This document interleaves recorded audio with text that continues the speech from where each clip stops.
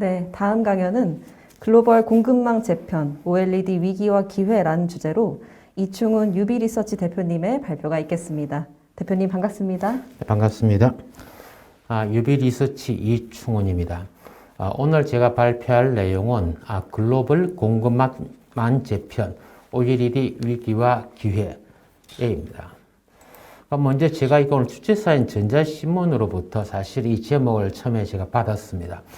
저희는 아마 시장과 기술 위주로 많이 일을 했기 때문에 그게 대한 데이터를 했습니다만은 조금 제목을 받았을 때는 조금 무거운 느낌이 들었습니다만은 제가 오늘 여기서 내가 어떤 이야기를 해야 될지를 먼저 제목에서 키워드를 짚어보고 보니까 글로벌이라는 단어하고 그 다음에 OLED 이 두 단어를 먼저 뽑게 되었습니다. 그래서 글로벌과 OLED 관계가 뭔지 그 다음에 여기에 대해서 현재 위기란 단어가 들어있었는데 위기를 어떻게 정의를 하는 것인지 여기 따라서 우리가 OLED에 대한 기회는 어떻게 가져야 될 것인지 이 순으로 여러분들께 말씀을 드리도록 하겠습니다. 자, 먼저 여기에는 디스플레이 관련되신 분도 계시겠지만 디스플레이하고 무관한 분도 계실 것 같아서 처음에는 디스플레이에 대한 좀 말씀을 드리고 그 다음에는 저게 디스플레이 산업의 지형적인 변화에 대해서 말씀을 드리도록 하겠습니다. 먼저 앞에 나와 있는 여러분 보시는 것은 우리가 일반적인 우리가 컴퓨터라고 하는 것이죠. 보시게 되면 본체는 우리가 메모리가 들어있고 그 다음에는 모니터라고 하는 부분은 디스플레이로 되어 있고 그 다음 키보드는 입력수단이라고 이렇게 우리가 정의됩니다. 그래서 저희가 이제 입력수단에서 어떤 우리가 데이터를 넣게 되면은 우리 메모리에서 우리가 거기에 대한 것을 정리를 하고 디스플레이에서 보여주죠. 이러한 형태로 컴퓨터는 구성이 되어 있습니다. 따라서 메모리와 디스플레이는 굉장히 밀접한 관계를 가지고 있다 보시면 됩니다.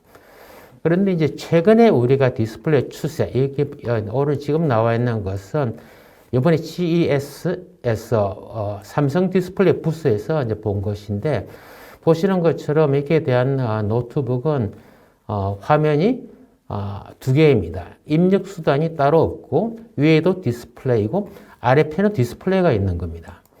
그래서 이전 입력 수단이라는 것이 없어지는 이유가 우리가 터치 기술이라든가 햅틱 기술 이런 것들이 디스플레이 다 내장에 대해서 들어오기 때문에 디스플레이 용도가 훨씬 더 넓어졌습니다. 그래서 메모리와 디스플레이만으로서 사실은 메인으로 이렇게 움직인다 보시면 됩니다. 그래서 현재 가전제품은 반도체와 디스플레이가 가장 핵심적인 부품이라고 보실 수 있습니다. 자, 그 다음에 이제 왜 OLED인지에 대해서 말씀을 드리도록 하겠습니다. 이제 우리가 디스플레이라고 하면 LCD도 있고, 이전에 CRT도 있고, 다양한 디스플레이가 있었지만, 우리가 왜 OLED에서 집중하는지에 대해서 조금 여러분들과 같이 살펴보는 시간을 갖도록 하겠습니다. 먼저 이제 디스플레이를 사용한 어플리케이션 변화에 따라서 우리가 디스플레이가 바뀌어진다 볼 수가 있는데 디스플레이 우리 초기에는 우리 CRT가 있던 우리가 옛날에는 우리 TV가 메인 우리가 기기였죠. 그 다음에는 이제 컴퓨터 발달과 함께 모니터가 들어왔고 그 다음 이동수단과 함께 노트북 그 다음에는 모든 개인이 스마트폰으로서 지금 우리가 실질적으로 간단한 문서 작업까지도 다 스마트폰을 할 수 있는 그런 시점이 왔습니다. 그래서 디스플레이를 사용하는 기기가 초기에는 드라마라든가 오락 위주의 컨텐츠로 구성되어 있었습니다. 그렇지만 이제 정보화 사회의 발전으로 인해서 모니터라든가 노트북 시장이 성장하게 되었고 그 다음에 교통수단과 통신기술 발전으로 시간과 장소의 구애를 받지 않는 모바일 기기 시장으로 이렇게 확대화되었습니다. 자, 그 다음에는 이제 어떤 시장이 올까요? 그러면은 다음에 볼 수 있는 것은 우리가 AR 글래스라고 우리가 많이들 이야기를 하고 있습니다.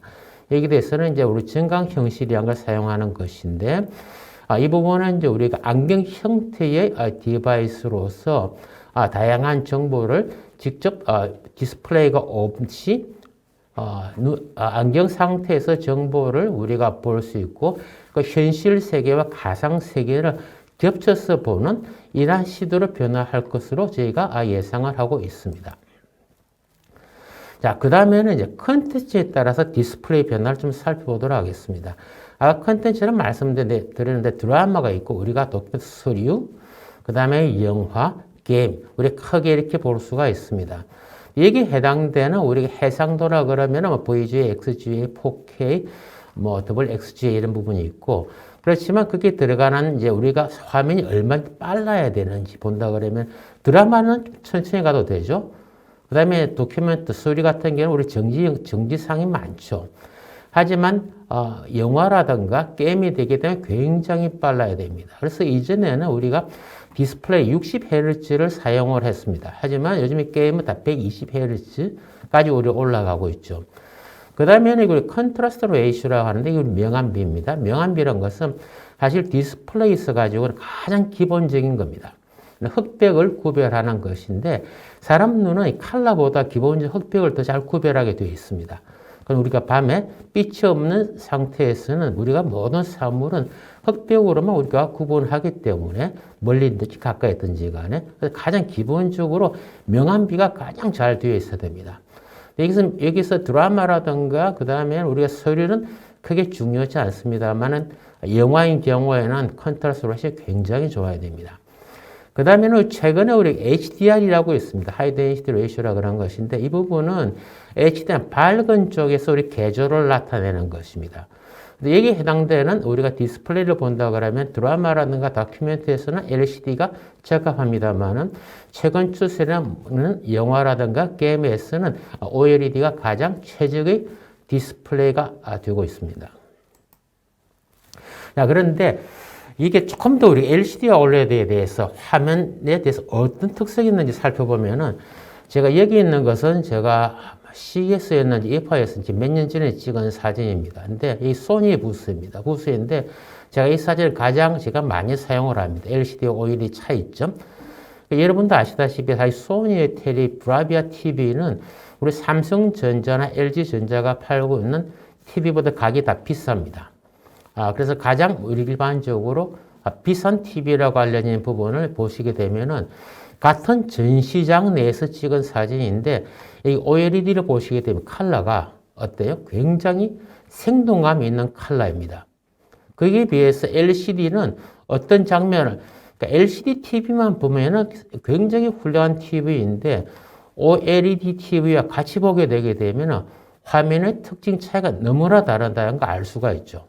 여기는 생동감이 완전히 다릅니다. 그리고 여기는 이제 OLED로 나타낸 지구라든가 또는 태양의 사진인데 실질적으로 이렇게 여러분들이 이 화면에서 보는 거하고 제가 직접 보면은 이게는 완전히 블랙이 너무 좋은 블랙에서 이글거리는 태양의 불꽃이 보이기 때문에 굉장히 3차원적인 느낌까지도 표현할 수 있는 것이 OLED라고 보시면 됩니다. 자, 그 다음에는 그러다 보니까 LCD 업체에서는 OLED 대응하기 위해서 최근에 집중하고 있는 부분이 미니 LED TV라고 있습니다. 삼성전자는 네오 QLED TV라는 이름으로 판매를 하고 있고 LG전자에서는 QNED TV라고 미니 LED TV를 판매를 하고 있습니다. 여기서 미니 LED TV라는 것은 실질적으로는 LCD TV인데 백라이트 유닛에 미니 LED를 사용한다는 것입니다. 이게 어떤 차이가 있느냐 보면은 우리 기존의 LCD TV는 우리 백라이트가 다 켜지는 형태입니다. 전체가 다 켜지기 때문에 예를 들어서 우리가 이런 우리 달이라고 그럴까요? 보게 되면은 다 켜지는 화면이기 때문에 달 주위에 블랙이 표현이 잘 안 됩니다. 상대적으로. 근데 그 다음에 우리가 엣지 리트 로컬 디밍이라는 것이 있는데 이거는 이제 로컬 디밍이라는 존이 10개 정도까지 분할을 하는 것입니다. 그래서 이 화면상에서 밝아야 되는 부분은 이게 백라이트를 켜놓고 주위는 백라이트를 켜지 않는 것입니다. 그렇게 되면은 왼쪽에 보이는 전반적으로 다 보이는 것보다 조금 낫죠. 명암비가.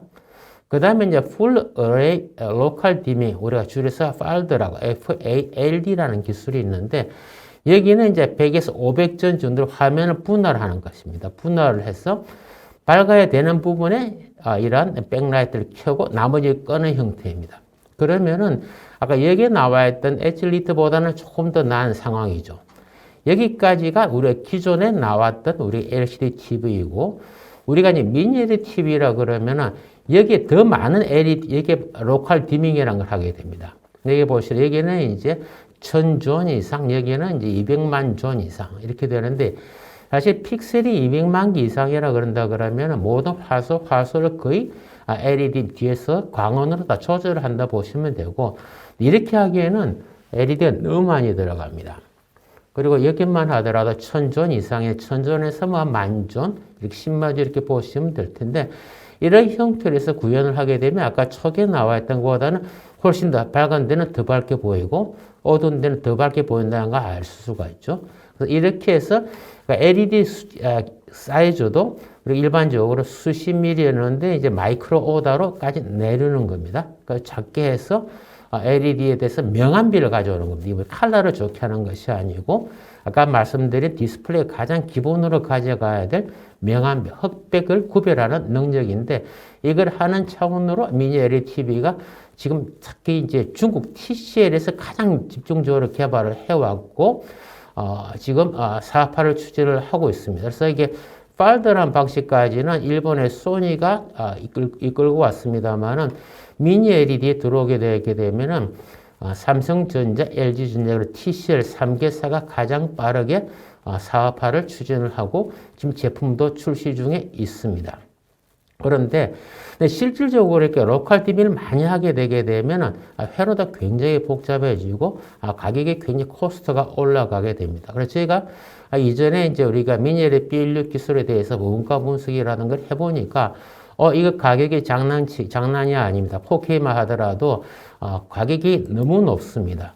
그래서 실질적으로 지금 상품화가 이루어지고 있는 것이 이제 4K TV인 경우는 이제 한 900존에서 1000존 정도, 그리고 8K일 경우에는 2000에서 2500존 정도를 하고 있습니다. 그래서 이게 팔더란 방식과 미니 LED, 가장 초기 이 경계면에서 미니 LED를 이제 TV를 만들고 있다 보니까 실질적으로 아까 말씀드린 OLED TV는 이런 형태라 보시면 됩니다. 명암비를 픽셀만 조절하기 때문에 차이가 굉장히 많이 납니다. 그래서 미니 LED TV는 아무리 잘 만들어도 LCD TV이기 때문에 실질적으로 OLED와 같은 그런 명암비를 나타낼 수 없는 한계성이 있습니다. 자, 그래서 이때까지는 제가 이제 OLED와 LCD를 비교를 했고, 그 다음에 OLED 장점만을 본다고 그러면 아까 제가 말씀드렸죠. 명암비죠. 탁월한 명암비를 가지고 있습니다. 그 다음에 사진에서 보여드린 것처럼 굉장히 생동감, 컬러 자체가 튀어나올 것 같은 생동감이 있어요. 특히 생동감이 있는 이유는 명암비 때문에 발생하는 것입니다. 그러니까 앞으로 가게 보시게 되게 되면 흑과 백이 이게 경계선이 뚜렷하게 보이기 때문에 이렇게 검은 바탕에 있는 다른 컬러, 또 컬러와 컬러 사이에는 눈에 보이지 않는 컬러의 경계가 생깁니다. 그러다 보니까 훨씬 더 튀어나오는 생동감, 입체감이 있는 컬러를 낼 수가 있고, 그 다음에는 응답 속도가 빠르기 때문에 게임이라든가 영화에서도 끌림 형상이 없습니다. 그 다음에 마지막으로 우리가 폼팩터라고 그러는데 다양하게 우리가 OLED를 만들 수가 있습니다. 그래서 이 부분은 우리가 플렉스블한 것, 휘는 디스플레이, 그리고 롤러블, 말릴 수 있는 디스플레이, 그리고 최근에는 스피커를 디스플레이 내장을 하는 방식까지 지금 개발이 되고 이게 가능한 것입니다. 아까는 제가 처음에 아까 삼성 디스플레이의 노트북 형태라고 말씀드렸을 때는 터치 기술이라든가 햅틱 기술이 들어가서 입력 수단까지도 포함이 됐다고 했습니다만 지금은 이게 스피커까지 디스플레이가 스피커 역할도 같이 할 수 있는 이런 특이한 특징까지도 OLED는 표현할 수가 있습니다. 그래서 이 부분이 나와 있는 부분이 어쿠스틱 서피스 오디오라는 것인데 이 부분은 여기는 LG 디스플레이 부스에서 보여주는 것이고 이게 보시게 되면 뒤에는 디스플레이 뒷면에 이게 액추에이터라는 걸 달게 되면은 여기는 이제 소리를 전기를 진동으로 바꿔주는 소자입니다. 그래서 여기 화면에 소리가 이게 진동이 나서 소리가 날 수 있게 하는 기술입니다. 근데 LCD는 이렇게 하면은 액층이 다 흔들리기 때문에 이걸 만들 수가 없어요. 그래서 여기는 소니 부스에서 제가 찍은 사진인데 여기 지금 5명이 노래를 하고 있는 사진인데 이 사람이 노래하게 되면 소리가 정말 이 화면에서 나와요. 여기 가운데 있는 사람이 노래하게 되면 소리가 가운데서 나오는 겁니다. 그래서 화면과 소리를 같이 매칭을 해서 화면과 우리가 어떤 위치에서 그리고 소리가 나는, 화면에 소리가 나는 부분까지도 우리가 입체감을, 소리까지도 입체감을 느낄 수 있는 이런 형태로 OLED는 만들어질 수 있습니다. 그리고 우리가 다양한 폼 팩터가 우리가 플렉시블 OLED, 우리가 폴더블이라고 하는데 이 부분은 우리가 S 형태, 뭐 우리 S 폴드라고 이야기합니다. 이걸 또 Z 폴드라고도 이야기를 하는데 삼성 S 폴드라 그래서 이렇게 만들 수가 있고, 여기 나와 있는 부분은 우리가 이제 G 폴드라고 하는 것인데 이건 아직 상품화가 되어 있지 않는 겁니다. 물론 양쪽 다 그렇습니다. 여기는 지금 사이즈는 7.6인치가 그렇는데 최근에 이제 우리 Z 플립이 있잖아요. Z 플립이 한 번 더 위에가 있다 보시면 됩니다. 이게 태블릿 PC처럼 보이는데 이거 굉장히 유용성이 있어가지고 사실 제가 이걸 봤을 때 이거는 나도 사진 나오면은 그럴 정도로 감탄을 자아내게 할 수 있는 그런 세트를 만들 수 있는 게 OLED입니다. 그리고 이게 아까 보신 사진이고 마지막 오른쪽 부분은 이제 벤츠에 들어가는 이게 디스플레이입니다. 자동차의 대시보드를 이렇게 전부 다 이게 운전석에서 우리가 클러스터죠. 그 다음에 우리 CID라는 부분이고 이게 조수석 있는 부분인데 그러니까 일체형으로 이렇게 공유를 줘서 만들 수 있는 이렇게 가능한 것이 OLED입니다. 그래서 앞으로 이 OLED라는 디스플레이는 기존에 존재했던 그런 디스플레이 영역 외에도 소리를 낼 수 있는 기능이라든가 다양한 형태로 만들 수 있기 때문에 OLED의 사용 영역은 점차 넓어지고 있습니다. 자, 그런데 현재까지는 OLED 자체만 중요하게 말씀드렸고 앞으로는 지금 한국은 왜 OLED가 중요한지에 대해서 말씀드리겠습니다. 이제 우리 디스플레이 지형 변화를 보시게 되면 시대에 따라서 우리가 초기에는 CRT라는 부분은 일본과 한국의 경쟁, 사실은 뭐 경쟁보다는 우리가 일본에서 많이 배웠죠. 소니 트리니트론이라는 것을 우리가 따라잡기 위해서 우리가 CRT를 만들었었고, 이게 우리 브라운관 TV입니다. 그 다음 LCD가 됐을 때도 뭐 일본과 한국의 경쟁이라고 되어 있지만, 사실 우리는 일본의 기술을 배워서 우리가 다시 생성하는 그런 일이었습니다. 하지만 우리가 한국의 기술이 점점 좋아졌고 그 다음에 대만이 들어왔을 때는 오히려 일본은 LCD에서 산업을 철수하게 됐습니다. 경쟁력이 사라지고 그래서 그 다음에 한국과 대만, 중국 이 3개국의 경쟁이었습니다만 OLED에서는 이 달라지고 한국과 일본, 초기에 소니에서도 TV를 만들었습니다. 그리고 2004년에도 조그만 우리 PD라는 쪽에서 일본 소니가 만들었습니다만 이제 일본은 다 드랍이 됐고 남아있는 것이 한국과 중국만 OLED를 생산하는 그런 국가로 이제 넘게 되었습니다. 그리고 이 OLED라는 것은 우리가 아까 앞에 말씀드렸던 CRT라든가 LCD는 제조 기술 그리고 개발 이런 것 다 우리 일본에서 배워왔습니다만 OLED는 다릅니다. 여기는 일본 기술이 전혀 들어있지 않고 한국이 삼성과 LG 디스플레이가 독자적으로, 그리고 독보적으로 해서 아마 우리가 IT 제품 중에서 다른 나라 기술을 가져오지 않고 유일하게 한국 사람으로서 한국의 기술로서 만들어졌다 그런 것은 아마 OLED밖에 없지 않을까요? 저는 그렇게 자신 있게 말할 수가 있습니다. 그래서 이 OLED라는 것은 한국의 사실 자랑스러운 BTS와 같은 그런 제품이라고 보시면 됩니다. 그런데 이제 제가 이렇게 디스플레이를 오래 하고 이렇게 하는데, 제 개인적으로는 사실은 이제 우리 국내 말고 일본의 디스플레이 원로들, 뭐 사실 레전드라고 보시면 되는데, CRT부터 LCD, OLED, 그리고 여기는 나와 있지 않습니다. PDP까지. 일본에서 학계라든가 산업계에서 그 당시에 제일 교수님들 또는 연구소장 하시는 분들, 원로들 모임이 있어요. 열 몇 분이 있는데, 제가 유일하게 이제 그쪽 멤버로 제가 외국에서 들어있는데, 이 OLED가 산업이 성공이 되고 그리고 일본이 따라올 수 없을 때 저한테 물은 질문이 아니 OLED 일본도 못한 것을 한국이 어떻게 하는지 사실 좀 굉장히 기분이 나빴어요. 일본이 못한 걸 한국이 왜 하느냐는 이야기를 했을 때 참 대답하기가 별로 이렇게 편하지는 않았습니다만 제가 한 대답이 있어요. 근데 일반적으로 보시게 되게 되면 우리가 모든 제품이라는 것은 기술과 자본력만 있으면 우리 된다고 보는 거죠. 일반적으로 이야기하는데 사실 한국은 다른 특징이 있습니다. 여기서. 그 이유는 뭐냐면 최근에 여러분 오늘도 신문인가 어저께가 나왔는데 LG 디스플레이가 대형 OLED TV용을 2013년에 생산을 시작을 했는데 올해 들어와서 이제 흑자로 들어갑니다. 10년간 적자를 했었어요. 이게 일반적인 산업은 불가능한 것입니다. 이런 게. 그래서 이건 자본이 있다고 될 수 있는 것도 아니고 기술면에서 되는 게 아니고 이건 사실은 오너들이 강력한 의지가 없으면 불가능한 겁니다.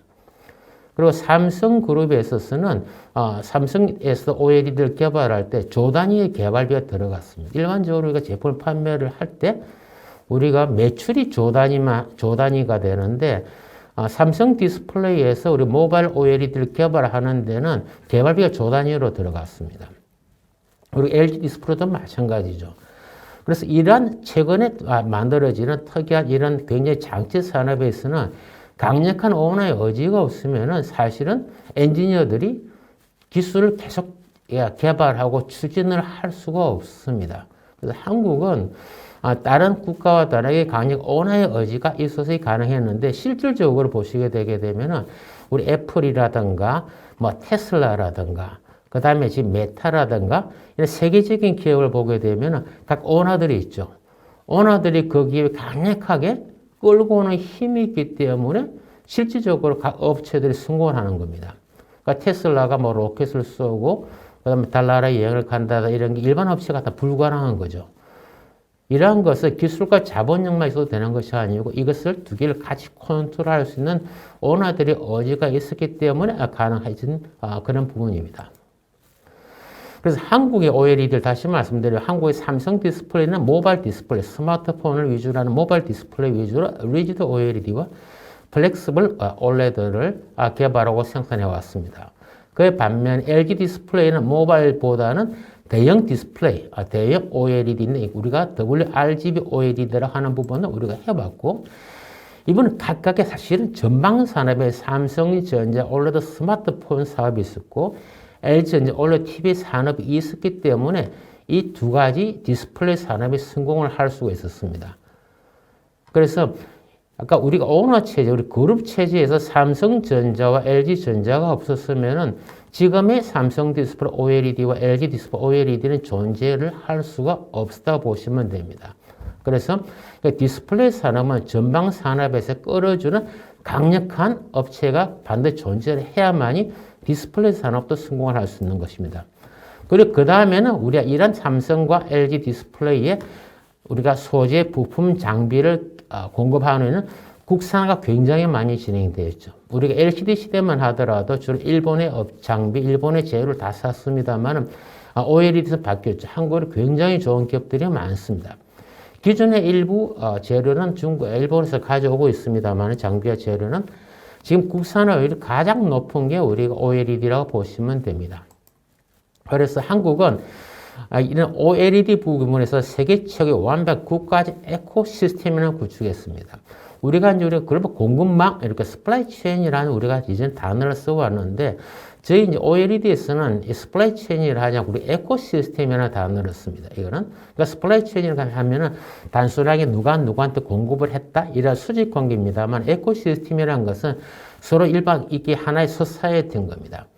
그러니까 삼성은 삼성에 공급하는 회사로서 꼭 쥐고 있고, LG는 LG에 공급하는 회사로서, 그리고 또 경쟁업체는 이걸 이제 재료라든가 장비를 공급선을 차단을 해서 기술을 보호하는 그런 형태로 에코시스템을 구축을 해 왔습니다. 그래서 이렇게 우리가 구축을 할 수 있었던 것은 아까 말씀드렸듯이 강력한 리더십이 존재했기 때문에 한국의 OLED 산업은 성공을 할 수가 있고 이스코르 세계 최고의 수준으로 성장을 할 수가 있게 된 것입니다. 그래서 이러한 부분은 우리 가전 산업이 얼마나 위력이 있는지를 보신다 그러면 아무래도 이제 뭐 IFA라든가 CS 가면 알 수가 있는데 제가 올해 CS를 갔다 왔습니다만은 이제 삼성전자는 LG전자가 안 나와서 제일 마지막으로 2019년에 IFA 독일에서 9월에 하는 것인데 그 사진을 보시게 되면은 사람들이 있는데 여기 보게 되면 여기는 LG전자의 OLED를 가지고 이렇게 뭐 폭포라 다양한 거 연출하는데 굉장히 사람들이 많이 있고 LG 부스에 사람이 많습니다. 삼성전자 X는 이제 폴더블 팔고 있는 전시를 하는 쪽인데 굉장히 사람이 많고 이 부분은 뭐 QLED TV 쪽입니다만은 굉장히 많은 사람들이 삼성전자와 LG전자 부스는 관람을 하고 있습니다. 그런데 이 부분은 같은 해 우리가 샤프하고 일본의 소니부스인데 여기 소니부스 안내하시는 분이 멍 때리는 사진입니다. 사람이 별로 없습니다. 가전에서 소니라든가 그 유명한 샤프, 그 다음에 파나소닉 이런 업체들이 도태를 되다 보니까 이 제품이 나와도 일본의 이런 부스에는 사람들이 굉장히 없습니다. 그래서 아까 말씀드린 것처럼 제가 일본 지인들한테 제가 CS 갔다 온 걸 좀 이야기해 달라고 해서 사진을 보여줬더니 좀 사람 한탄을 하더라고요. 우리가 어떻게 해서 이렇게 됐는지. 그래서 이렇게 일본 가전 산업이 몰락을 했기 때문에 상대적으로 일본 디스플레이 경쟁력이 다 내려왔고 한국은 한국의 가전 경쟁력이 또 압이 되게 높아졌기 때문에 한국 디스플레이 경쟁력도 같이 높아진 이런 상호관계를 가지고 있습니다. 그 다음에는 일본 디스플레이 산업의 몰락 이유를 이제 살펴본다 그러면은 일본의 산업은 저희 나라는 아까 그룹에서 계열사가 수직화되어 있습니다만 일본은 세트와 디스플레이가 같은 회사에 거의 다 들어있었습니다. 소니, 파나소닉, 샤프, 토시바, 마츠시타, 후지인 업체들은 세트와 디스플레이 같이 있는 형태로 되어 있고 그 밑에 각종 이제 재료나 장비 업체들이 존재를 하는 형태, 이렇게 이원화가 되는 형태가 있습니다.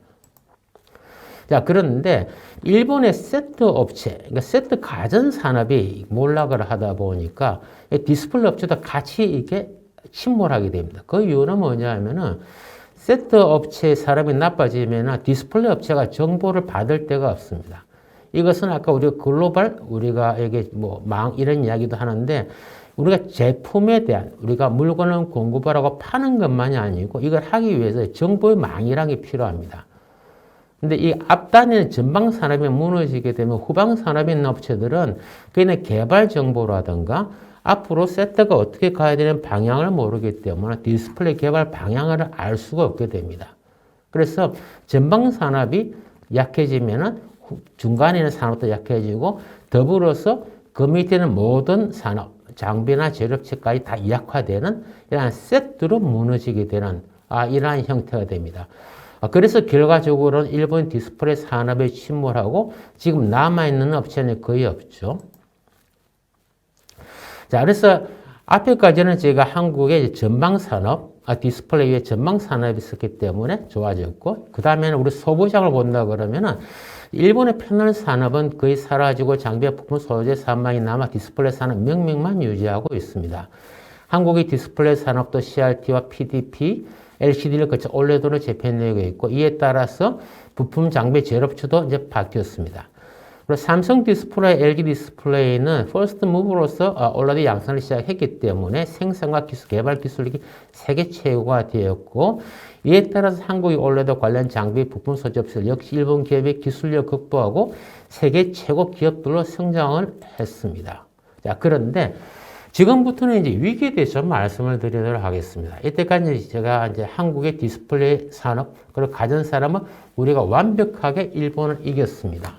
그리고 일본은 더 이상 저희들한테 위협적인 존재도 되지 않고 저희 국가에 있는 업체들한테 조그만 장비나 재료를 파는 그런 공급 수준으로 낮춰졌습니다. 그런데 지금 중국은 사실 좀 많이 다릅니다. 여기 보시게 되면 우리 인해 전술, 우리 안에 6.25 때 이런 게 있었는데 지금 이게 전해 전술, 돈으로 지금 굉장히 디스플레이 산업을 추격을 하고 있습니다. 여기는 중앙정부의 지원금이라는 게 있고, 그 다음에 지방정부의 지원금도 있는데, 지방정부라는 것은 공단을 유치해서 양질의 일자리를 만들고, 그리고 새로운 도시를 건설하는 형태를 하고 있습니다. 그래서 굉장히 많은 자금을 쏟아붓고 있습니다. 그런데 중국은 사실 있잖아요. 제가 중국에 옛날에 우리 코로나 전마다 1년에 한 4번, 적어도 4번 정도 각종 컨퍼런스 제가 초대받고 가서 발표를 하는데 거기 만나보면 있잖아요. 중국은 굉장히 고도의 국가 자체가 전략적입니다. 저희 나라는 기업들 위주로 움직이는데 중국은 그렇지 않고 정부 쪽 관료 사람들이 모든 컨퍼런스 다 참여를 하고 그냥 토론을 같이 합니다. 그리고 중국 측은 디스플레이 어떤 식으로 끌고 가야 될지를 하는데 거기에 비하면 사실 가장 전략적인 국가가 중국이라 보시면 됩니다. 근데 제가 이 부분은 우리가 동남아시아, 한국을 중심으로 해서 일본, 중국, 대만이 있는데 우리가 이 네 나라가 우리 디스플레이를 생산을 하고 있는 나라입니다. 자, 그런데 현재 일본에 있어서 지금 업체들이 거의 다 넘어갔죠. 뭐 지금 디스플레이를 만드는 회사는 샤프가 있고, 그다음 JDI, JOLED 세 개사가 있는데 이 샤프라는 업체는 지금 일본의 가장 큰 디스플레이 업체인데 이 업체는 지금 대만의 폭스콘에 인수가 되었습니다. 그래서 대만계 회사라고 보시면 되죠. 그런데 이 부분을 조금만 더 우리가 정치학적으로, 정치보다는 뭐 다른 여러 요소를 본다 그러면 중국과 대만은 우리 같은 중국계로 우리 분류도 가능할 수도 있습니다. 그래서 어떤 상황이든지 간에 만약에 이게 뭐 중국과 대만이 협력을 하는 관계가 된다 그러면은 남아있는 디스플레이를 생산하는 곳은 한국밖에 없는 현실이 됩니다. 거의 대부분의 디스플레이를 중국이 생산하는 것이죠. 지금 LCD 부분에서는 삼성 디스플레이도 이제 올해 마지막으로 상반기까지 LCD만 생산을 하는 것으로 되어 있고 중국에는 공장 매각을 했습니다. 그리고 LG 디스플레이 아직 LCD도 남아 있습니다만은 사실은 지금 중국이 전 세계 디스플레이 최대 생산국으로 지금 되어 있습니다. 그러다 보니까 아까 중국의 디스플레이 전략이란 것은 우리가 굉장히 이쁘게는 판단했는데 고용과 산업 육성이라는 게 우리가 앞에서 보이는데 실질적으로 제가 알고 있는 중국의 높은 분들 만났을 때 중국에서 이렇게 막대한 투자를 하는 이유는 표면에서는 고용과 산업 육성이지만 실제적으로 글로벌 공급망을 통제할 수 있는 능력 확보를 하는 것이 국가적인 자기들의 희망사항이라는 이야기를 들었습니다. 이게 굉장히 무서운 이야기입니다. 그래서 지금 반도체에 대해서 굉장히 고민이 많죠. 지금 반도체까지 장악을 했으면 좋았습니다만 디스플레이를 다 장악을 하게 되게 되면은 전 세계 세트 업체들이 중국의 이야기를 듣지 않을 수가 없습니다. 그러니까 중국이라는 국가는 통제가 가능한 나라, 정보 입김이 가능한 나라이기 때문에 상황에 따라서는 글로벌 공급망도 통제가 가능한 그런 국가입니다. 그래서 LCD에 집중하다가 올해도 산업에 넣어진 중국 디스플레이 업체들은 삼성과 LG 에코시스템을 공략하기 위해서 지금 중국에다가 공장이나 연구 승집을 끊임없이 요구하고 있고 이와 동시에 기술 이전을 이제 노리고 있습니다. 그래서 이렇게 기술 이전을 받은 부분으로서 지금 중국은 국산화를 추진을 하고 있습니다. 그래서 말씀드린 것처럼 지금 일본이라는 나라는 더 이상 저희 국가의 디스플레이 업체에는 위협이 되고 있지 않습니다만 중국은 굉장히 위협적인 상황으로 부상을 하고 있습니다. 특히 중국 디스플레이 업체들은 한국 업체의 특허를 무단으로 사용을 하고 있습니다. 그래서 한국 패널 업체들이 이렇게 크레임을 걸고 하도 대응을 제대로 안 해주고 있습니다. 그래서 이번에 이제 아까 CES에서 삼성 디스플레이 부스에 갔을 때 다이아몬드 픽셀 구조라는 것을 제일 먼저 저한테 이야기를 했었어요. 근데 그 이유는 뭐냐면은 삼성 디스플레이가 스마트폰에 들어가는 펜탈 구조라는 것을 독자적으로 개발을 정말 많은 비용을 들여 개발을 했는데 중국 패널 업체들 다 그냥 쓰고 있어요. 근데 이걸 있잖아요. 저희 업체들이 이야기를 해도 이거 안 됩니다. 그러니까 이전에 우리 마늘 파동이라든가 또는 중국 정부의 압력 때문에 저희 디스플레이 업체들이 알고도 이걸 어떻게 할 수가 없어요. 이게 현재 가장 큰 위협이고 리스크가 되고 있습니다. 그래서 한국의 디스플레이 패널 산업 사업이 일본처럼 수축하게 되면 디스플레이 생산국은 중국만 남기 때문에 전 세계가 중국의 공급 역량에 놓이게 됩니다. 그렇기 때문에 한국의 OLED는 제가 이야기하고 싶은 게 국가적인 전략물자로 지정을 해야 됩니다. 전 세계 중국계를 제외하면 한국밖에 없기 때문에 그 사업을 보유를 해야 되고 특히 특허적인 관점에서는 중국 정부 차원의 한국 정부 차원의 강력한 대우도 필요한 시점입니다. 그리고 이거는 이제 제가 세트와 디스플레이 같이 보는 아까 지역을 조금 더 확대된 것인데 우리 국내에는 삼성전자와 LG전자가 있죠. 그리고 일본에서는 우리가 유명 업체 소니, 도시바, 파나소닉, 샤프가 지금 TV 가전을 많이 하고 있습니다. 그러니까 중국에는 하이엘, 하이센스, 스카이오스, 콩카, 티실 이런 업체들이 가전 업체입니다. 자, 그런데 아까 말씀드린 샤프는 지금 대망의 자본으로 인수가 되었습니다. 그리고 도시바의 TV 사업은 몇 년 전에 중국 하이센스라는 업체에 지금 넘어갔습니다. 그리고 파나소닉의 TV 산업은 작년 말 TC라는 업체에 들어갔습니다. 남은 것은 이제 소니만 남아 있는데 이 소니도 몇 년 못 버틸 것 같아요. 이번 CES도 보게 되면 EV에 대해 소개했습니다만 TV에 대한 이야기는 한마디도 없고 제가 아는 소니 지인은 그런 이야기를 합니다. 소니 계속 TV 사업을 해야 되는지. 지금 소니 자체는 TV 사업은 손을 떼고 싶어하는 굉장히 많기 때문에 한 5년 정도 지나면 소니도 중국 기업으로 흡수되지 않겠나 그런 우려가 있습니다.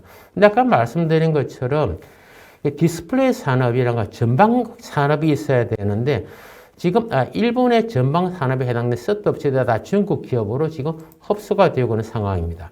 그래서 우리가 디스플레이만 본다 그러면 삼성에서는 우리 국내 삼성, LG, 우리 중국은 BOE, 비전스, IBO, HK, 티아마, TCL, CST 이런 굉장히 많은 업체가 있고 일본은 JD, OLED가 있는데 지금 앞서 말씀드린 일본의 가전 업체들, 그래서 세계적인 업체들이 중국화가 되고 있기 때문에 앞으로 중국의 이 가전 업체와 디스플레이 업체의 압력은 실질적으로 앞뒤로 일본까지 포함해서 우리가 끼는 형태로서 들어가게 됩니다. 그래서 향후에는 우리 가전 산업에 있어서 TV를 포함한 스마트폰 이런 각종 부분에 있어서 중국의 위협이 갈수록 높아질 수가 있습니다. 그리고 한국의 TV 산업은 중국 업체와 중국 기업의 흡수된 일본 업체의 협공에 지금 위치를 하고 있고, 그리고 추격에 굉장히 고심을 하고 있습니다. 근데 이때까지 아까 우리 OLED를 말씀드렸는데, 아까 한국의 모바일 OLED는 삼성전자가 주도를 해왔잖아요. 근데 최근에는 지금 흐름이 바뀌고 있습니다. 지금 스마트폰에 있어서 OLED를 가장 많이 사용하는 회사가 이제 삼성전자에서 이제 애플로 바뀌었습니다. 애플이 가장 많이 사용하는 아이폰에 사용하는 그런 회사인데 지금 저희 아이폰에 우리 OLED를 공급하는 회사 삼성 디스플레이, LG 디스플레이가 있고 중국에서는 BOE가 공급을 하고 있습니다. 그런데 지금 BOE 움직임이 굉장히 조금 좀 다릅니다. 그건 뭐냐면은 이제 LG 디스플레이가 애플에 공급하기 위한 우리 라인이 15K 라인이 3개가 있고 삼성 디스플레이는 7개의 라인이 있습니다. 합치면 10개, 10개, 6G라는 이제 사이즈의 6세대 장비로서 10개라 보시면 되는데 지금 BO에서 15K를 하는 게 B7, B11, B12 공장 각 3개씩 9개를 준비를 하고 있습니다. 그러니까 실질적으로 BOE 한 개 회사가 지금 애플에 공급을 하기 위해 준비하고 있는 공장의 크기가 삼성과 LG를 왜 그게 대등한 위치로 포함이 되어 있습니다. 그런데 애플도 사용할 수 있는 OLED는 한계가 있죠. 그러니까 BOE는 그 물량이면 굉장히 많은 물량이 나오기 때문에 거의 2억 대까지도 나올 수가 있습니다. 애플을 거의 다 가져가는 그런 형태를 노리고 있습니다. 그래서 TV는 아까 일본에는 전방 산업을 가져오고 있고 모바일 쪽에서는 애플을 지금 끌어들이는 그런 양동 전략을 가지고 한국 디스플레이 업체를 추격을 하고 있습니다. 제가 이제 마지막 부분인데 아까 한국의 전략 물자라고 생각을 해야 되는데 디스플레이 산업은 전방 산업에 존재해야만 유지될 수 있습니다. 그래서 세트사의 경쟁력이 굉장히 중요합니다. 그리고 삼성과 LG는 TV와 스마트폰의 세계적인 점유율을 확보하게 되어 후방 산업 OLED 패널 사업이 세계 최고의 자리를 차지할 수 있었습니다. 그런데 중국의 TV 업체들과 스마트폰 업체가 OLED 제품에서 시장 점유율을 올리게 되면 한국의 패널 업체 매출은 그때 증가하겠지만 한국 세트 업체가 약화될 수 있기 때문에 장기적으로는 디스플레이 업체가 약화될 수가 있습니다. 좋은 점만 있는 건 절대 아니라는 겁니다. 그리고 한국의 세트 업체들이 제조 단가 인하 때문에 중국 업체들의 패널과 부품도 사용량을 늘리게 되면 한국의 디스플레이 산업이 약화되죠. 그리고 이에 따라서 후방 산업 업체들이 한국을 벗어나는 그런 영향이 생길 수 있기 때문에 한국 서플라이 체인이 붕괴될 수가 있습니다. 그래서 중국에 지금 디스플레이를 많이 수출한다라든가 하는 부분이 결코 좋을 수는 없습니다. 단기적으로는 좋지만 중국은 아까 세트 업체를 다 인수를 하고 있기 때문에 장기적으로는 중국이 한국보다는 높은 지위에 올라설 수밖에 없게 됩니다. 그래서 마지막입니다만은 세트 산업과 디스플레이 산업에서 가장 위협적인 중국의 압박에서 벗어나기 위해서는 디스플레이 산업을 국가적인 전략 물자로서만 관리해야 됩니다. 그래서 현재 우리 디스플레이를 전담을 하는 부서는 없습니다. 우리 정부에 보면 반디과 반도체 디스플레이가 있는데 제가 들어보면 주로 반도체에 집중을 하지 저희 나라는 디스플레이는 굉장히 좀 경외시하는 부분이 많습니다. 이번에 전략물자라는 관점에서 디스플레이만을 전담하는 부서가 필요하고 중국의 추격을 따돌리고 한국의 OLED와 산업을 지속 성장시키기 위해서는 세트 디스플레이 소부장 기업 아우루스는 입체적인 국가 전략이 반드시 필요하다고 보고 있습니다. 이상입니다. 네, 대표님. 시청자분께서 이런 질문을 올려주셨습니다. 동영상이 글로벌 주류로 자리 잡고 있는 상황에서 현재 국내 LG나 삼성이 OLED 등 유기 발광체 소재를 사용하고 있는데 생산의 경우 국내에서보다 해외에서 이루어지는 경우가 더 많은 것 같습니다. 혹시 국내에서 소재 부품을 개발하거나 혹은 소재를 국내에 들여와서 국내에서 생산할 그런 계획이 있는지 궁금하고요. 그리고 중소업체가 디스플레이 소재나 부품을 공급하는 비중은 어느 정도인지 또 궁금합니다. 굉장히 좋은 질문인데요. 지금 아까 말씀드린 LCD 쓸 경우에서는 아까 일본 업체, 일본에 생산하는 걸 사용을 했는데 지금 올해도는 다릅니다. OLED 발광 재료는 대부분이 한국에서 기존에 한국에 우리가 중소기업 벤처들이 성공을 해서 지금 연간 매출 2천억씩 내는 회사가 우리 덕산 네오룩스라는 회사는 벤처에서 시작을 해서 지금 2천억까지 매출을 내는 중견기업으로 성장이 되어 있습니다. 그 다음 SFC, LG화학 이런 한국의 토종 업체들이 있고 그 다음에 우리 듀퐁이라든가 그 다음에 일본의 이름이 이런 해외적인 일본 업체 또 해외 업체도 있습니다만 이런 업체들은 생산을 한국에서 하고 있습니다.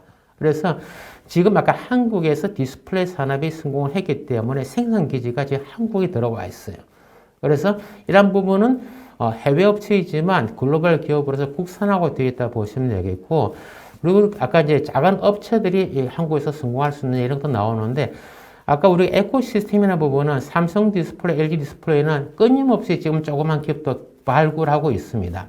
여러분들이 좋은 재료를 가지고 있다 그러면 삼성과 LG 두들겨 보세요. 언제든지 거기는 받아들입니다. 지금 발광 제업체가 많이 있지만 그리고 특히 삼성 디스플레이는 뭐 크레파스라든가 그런 회사에서 삼성 자체에서 키우는 그런 프로그램들이 있어요. 우리가 정부 과제처럼 삼성의 프로그램도 있고 LG도 그런 프로그램을 해서 한국에서 새로운 재료 업체들은 다 흡수를 합니다.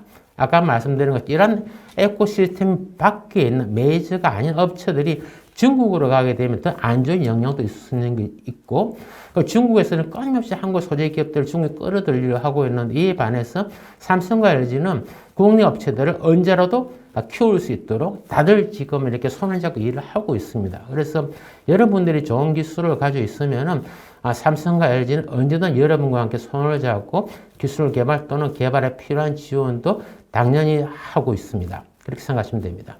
네, 대표님 오늘 귀한 말씀 감사합니다. 감사합니다. 네, 감사합니다.